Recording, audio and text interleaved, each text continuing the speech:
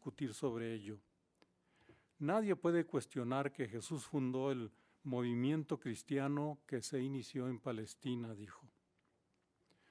Aún así, muchas personas tienen dudas sobre la existencia de Jesús, y eso sucedía también allá en su tiempo, cuando Él estaba en la tierra. Por eso, Él les hizo esta pregunta a sus propios discípulos. Aquí vemos en Mateo el capítulo 16, versículos 13 y 14. Ahí, Mateo 16, 13 y 14. Ahora bien, cuando hubo llegado a las partes de Cesarea de Filipo, Jesús se puso a preguntar a sus discípulos: ¿quién dicen los hombres que es el Hijo del Hombre?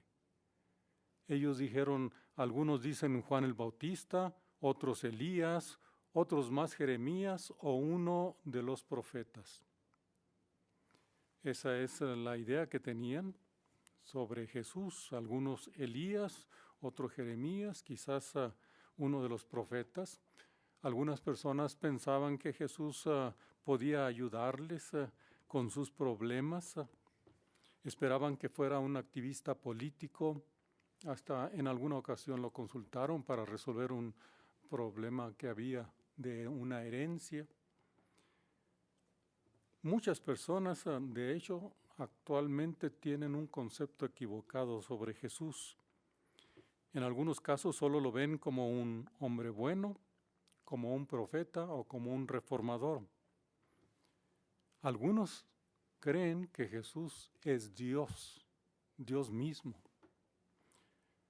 ¿Qué dice la Biblia sobre quién es Jesús y por qué vino a la tierra y qué está haciendo en la actualidad?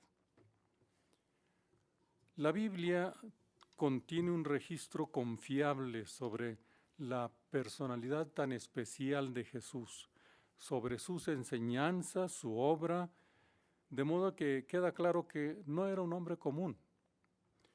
De hecho, dice allí en Mateo 7, 28 y 29, noten ustedes en una de las ocasiones en que estaba dando un discurso o enseñando, Mateo 7, 28 y 29 dice: ahora bien, cuando Jesús terminó estos dichos, el efecto fue que las muchedumbres quedaron atónitas por su modo de enseñar, porque les enseñaba como persona que tiene autoridad y no como sus escribas. Dice que las personas quedaron atónitas, asombradas por su modo de enseñar. No enseñaba como las personas lo hacían, como los escribas lo hacían en su tiempo. Era muy especial su enseñanza. Y en Mateo, el capítulo 9, versículos 35 y 36, dice que en una de sus campañas de predicación iba curando toda suerte de dolencia y toda suerte de mal. Entonces en el 36 dice: al ver las muchedumbres se compadeció de ellas, porque estaban desolladas y desparramadas como ovejas sin pastor. ¿Nota usted? Ahí dice que se compadeció de ellas. Era una de sus cualidades, pero tenía muchas cualidades. De hecho, sus cualidades eran muy atrayentes a toda clase de personas, a toda clase de cultura, y era muy bueno con toda la gente. Era altruista, o sea, pensaba siempre en el bien de los otros, muy paciente, humilde, y estaba siempre listo para perdonar. ¿No nos impresionan esas cualidades? De hecho, ¿podríamos aprender algo de esas cualidades para aplicarlas nosotros? Él cumplió muchas profecías que se habían escrito con siglos de antelación. Solo vamos a mencionar algunas. El profeta Isaías predijo que el Mesías sería de la familia de David en Isaías 9:7. Y así fue. Jesús era el descendiente de este rey, según Mateo el capítulo 1.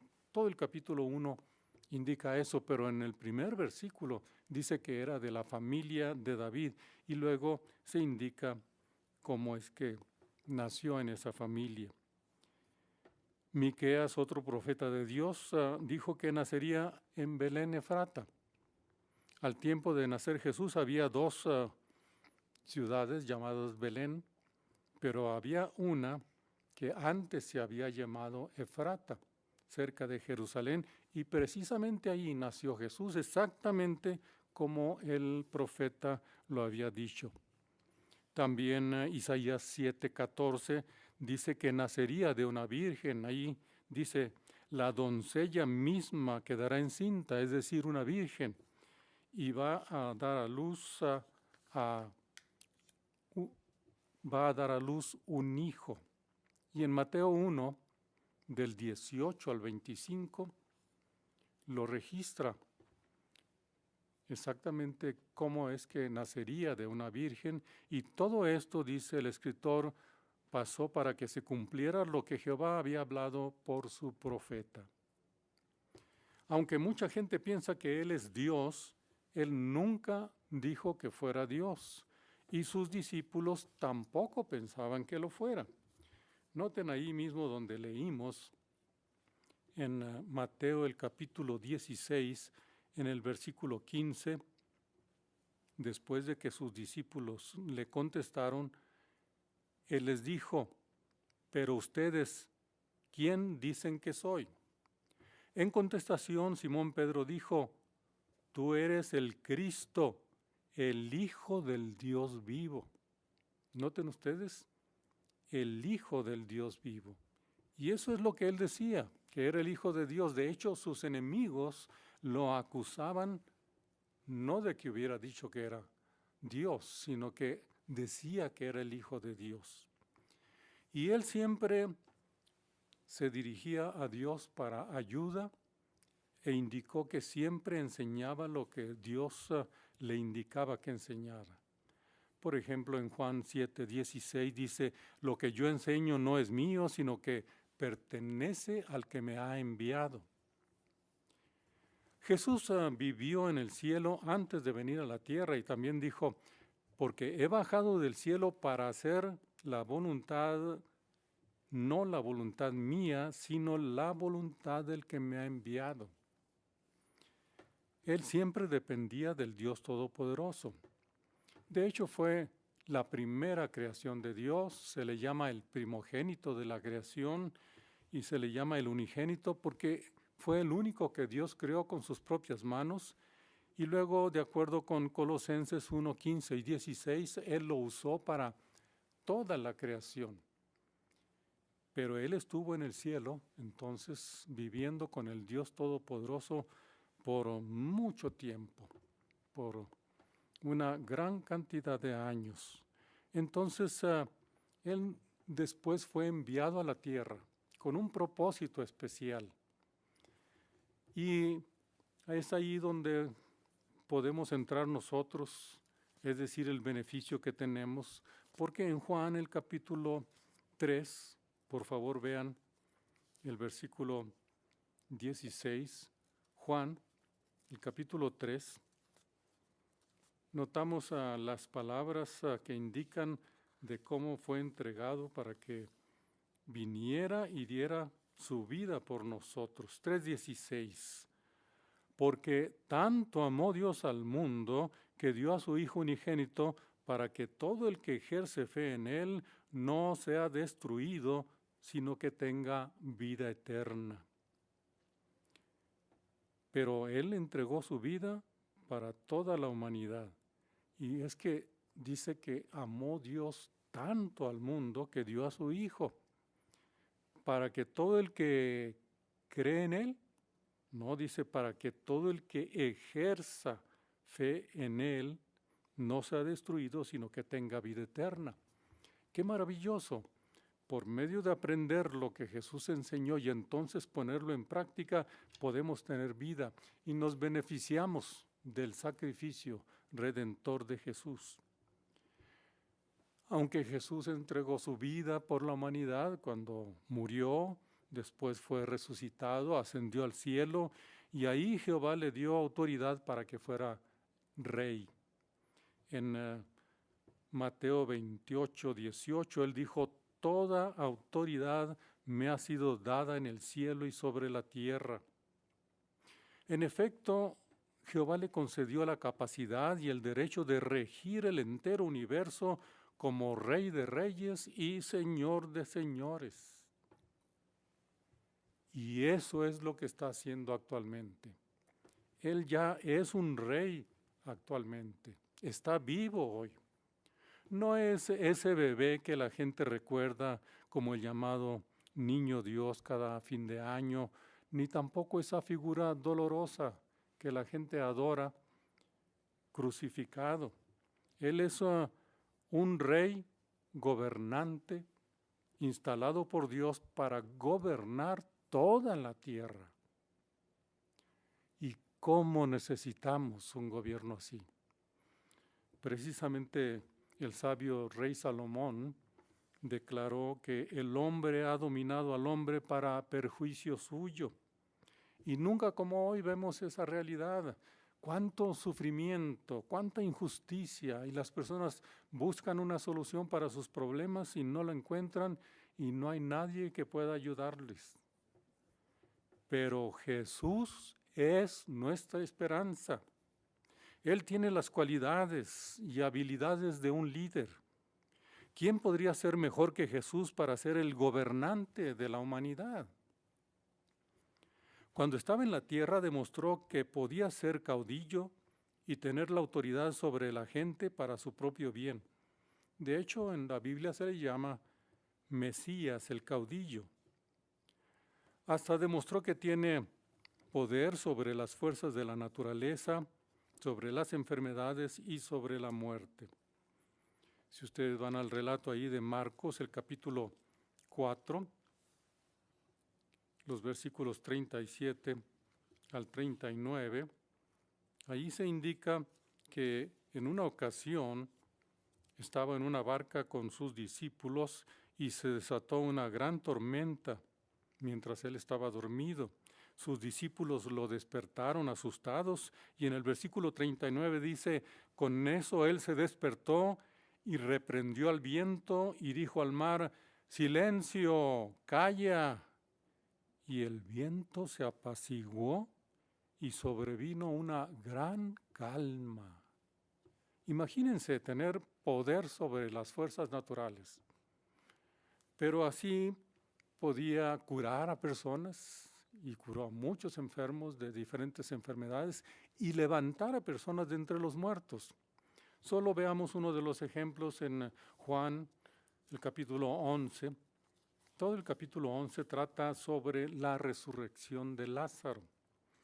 Y finalmente Jesús llegó hasta donde él había sido puesto en una tumba y entonces dio algunas instrucciones después de haberse encomendado a Dios. Y entonces noten ustedes ahí al final, en los versículos 43 y 44, dice ahí, 43 y 44 del 11. Y cuando hubo dicho estas cosas, clamó con fuerte voz: Lázaro, sal. El hombre que había estado muerto salió con los pies y las manos atados en envolturas, y su semblante estaba envuelto en un paño, y Jesús le dijo: desátenlo y déjenlo ir. Pues nos maravillamos de la resurrección, pero lo que queremos considerar aquí es la fuerza de mando que tenía. Él dijo: Lázaro, sal. Por supuesto tenía el apoyo del Espíritu Santo de Dios. Poder levantar a los muertos, ¿no nos maravilla eso? Ciertamente es el mejor caudillo que pudiéramos tener, y la gente podía verlo. Les llamó la atención que podía ser un gran gobernante y querían hacerlo rey. Pero el relato de la Biblia dice que, sabiendo que estaban a punto de venir y prenderlo para hacerlo rey, se retiró otra vez a la montaña él solo, porque él no quería ser rey de este mundo. tenía una comisión, un reino muy especial. Y precisamente a Poncio Pilato le dijo en Juan 18:36, mi reino no es parte de este mundo. Él sabía que había otra fuerza poderosa, Satanás el diablo, quien dominaba el mundo y todavía no era su tiempo para ser el gobernante. Tuvo que esperar, pero es interesante que en Hebreos, el capítulo 10, versículos 12 y 13, se nos dice acerca de esto. Vayamos a Hebreos capítulo 10, versículos 12 y 13, y noten que ahí nos dice, pero este hombre ofreció un sacrificio por los pecados perpetuamente y se sentó a la diestra de Dios, esperando desde entonces hasta que se coloque a sus enemigos como banquillo para sus pies. Aunque ascendió al cielo, se sentó a la diestra de Dios, todavía tenía que esperar algún tiempo para llegar a ser el rey del reino de Dios. Pues esta es la buena noticia. Ahora es el tiempo del reino de Jesucristo. Las profecías bíblicas indican que estamos viviendo en el tiempo en el que Jesús comenzaría a gobernar. Y hay varios relatos en la Biblia que tienen una señal de que este sería el tiempo. Si ustedes van a Mateo 24, desde el 3 al 14, encontrarán parte de esa señal indicando cuándo sería el tiempo en que Jesús llegaría a ser el gobernante. En Mateo 24, por favor, allí en el versículo 3 dice que sus discípulos se le acercaron y le preguntaron, dinos, ¿cuándo serán estas cosas y qué será la señal de tu presencia y de la conclusión del sistema de cosas? Y Jesús les dio algunas indicaciones de las cosas que sucederían. Noten, por favor, los versículos 6 y 7. Ustedes van a oír de guerras e informes de guerras. Vean que no se aterroricen, porque estas cosas tienen que suceder, mas todavía no es el fin. Porque se levantará nación contra nación y reino contra reino, y habrá escaseces de alimento y terremotos en un lugar tras otro. Noten ustedes que él indicó cosas que sucederían, que indicarían que sería el tiempo de su presencia, es decir, cuando comenzaría a gobernar.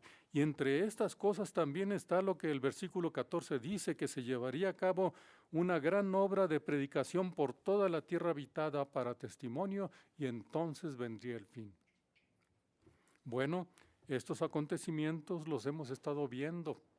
¿Qué hay de los terremotos de los cuales hemos sufrido recientemente y uno tras otro?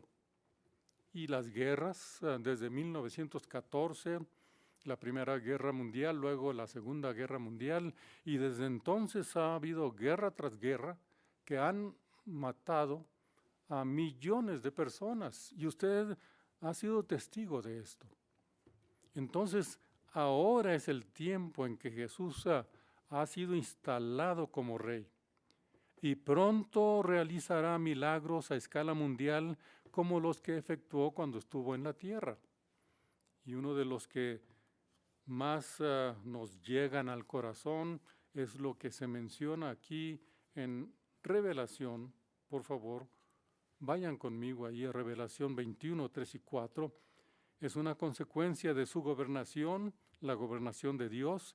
En los versículos 3 y 4 dice, con esto oí una voz fuerte desde el trono decir, mira, la tienda de Dios está con la humanidad, y Él residirá con ellos, y ellos serán sus pueblos, y Dios mismo estará con ellos. Y noten, y Dios limpiará toda lágrima de sus ojos, y la muerte no será más, ni existirá ya más lamento, ni clamor, ni dolor. Las cosas anteriores han pasado. ¿No nos llega al corazón esto que dice Revelación, en la posibilidad de que no haya más sufrimiento, ni muerte, ni dolor. Pero, ¿qué podemos hacer para estar allí bajo el reino de Dios? Ahora mismo se está llevando una gran campaña para recoger a las personas que serán súbditos, que serán parte de ese gobierno. Él mencionó en Mateo el capítulo 28, 19 y 20, les mandó a sus discípulos que fueran e hicieran discípulos de gente de todas las naciones. Y les dijo, enseñándoles a efectuar todas las cosas que yo les he mandado, bautizándolos también. Es decir, ahora mismo se está recogiendo a personas para que puedan tener esa maravillosa esperanza siendo súbditos del reino de Dios. ¿Cómo está respondiendo usted a ese llamado? Precisamente ahora es el tiempo de saber acerca de Jesús, conocerlo más y llegar a hacer lo que Él nos mande para poder vivir bajo las condiciones maravillosas que Él ofrece. Jehová nos dio un gran regalo al revelarnos la verdad acerca de Jesucristo y al proveer a su Hijo como un sacrificio. Así que volvamos, por favor, a Mateo 16 y veamos cómo se menciona esta revelación para los humanos. Volviendo al versículo 15 que dice, Él les dijo, ¿ustedes quién dicen que soy? En contestación, Simón Pedro dijo, tú eres el Cristo, el Hijo del Dios vivo. Y noten lo que Jesús dijo. En respuesta, Jesús le dijo, feliz eres, Simón, hijo de Jonás, porque carne y sangre no te lo reveló, sino mi Padre que está en los cielos. ¿Quién reveló quién es el Hijo de Dios? ¿Y qué hacía y qué haría? El Dios Todopoderoso está muy interesado en que conozcamos quién es el Hijo de Dios. En este caso dice, te lo reveló el Dios Todopoderoso. Así que aprendamos más acerca de Jesucristo, de quién es en realidad.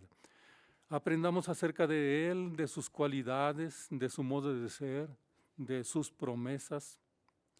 Noten por favor estas palabras tan atrayentes de Mateo el capítulo 11, los versículos 28 al 30, que nos hablan de la personalidad de Jesús, pero hay una lección para nosotros ahí. Mateo 11, 28 al 30, vengan a mí, dice, todos los que se afanan y están cargados, y yo los refrescaré. Tomen sobre sí mi yugo, y noten, y aprendan de mí, porque soy de genio apacible y humilde de corazón, y hallarán refrigerio para sus almas, porque mi yugo es suave y mi carga es ligera. Aquí nos da a conocer cómo es Jesús y nos sentiremos bien al conocerlo, pero también dice, aprendan de mí. Ayúdenme con el trabajo y aprendan de mí. Bueno, eso significa que hay algo que tenemos que hacer. De hecho, el apóstol Pedro también mencionó en 1 de Pedro el capítulo 2, versículo 21, que Cristo sufrió por ustedes dejándoles dechado, es decir, un ejemplo, para que sigan sus pasos con sumo cuidado y atención. Eso es lo que necesitamos hacer. ¿Por qué no hacemos el esfuerzo de examinar más la vida de Jesús en los evangelios? Una hermana a la que le encanta hablar acerca de Jesús dice que cuando lee los evangelios trata de introducirse en el relato como si estuviera allí viendo a Jesús llevando a cabo sus milagros y escuchándolo predicar. Eso me ha ayudado a verlo como una persona real y entender su personalidad. ¿Sí? Conocer la verdad sobre Jesús nos puede beneficiar para siempre. Y es lo que dice allí en Juan, el capítulo 17, el versículo 3. Véanlo, por favor, en su Biblia, Juan 17, 3. Voy a leerles con una ligera variación, tal como se ha hecho la traducción de como dice en inglés. Dice, esto significa vida eterna, el que lleguen a conocerte a ti, el único Dios verdadero, y a quien tú enviaste, Jesucristo. Que lleguen a conocerte a ti, a Dios, y que lleguen a conocer a Jesús. Es muy importante. ¿Qué significa? Vida eterna. Entonces es algo que nos afecta. Es un asunto muy importante. Es un asunto de vida o muerte. Significa nuestra vida eterna está en juego. Es común oír que Jesús vino y entregó su vida por la humanidad para que pudiéramos vivir, para que tuviéramos vida eterna. De hecho, dice en ese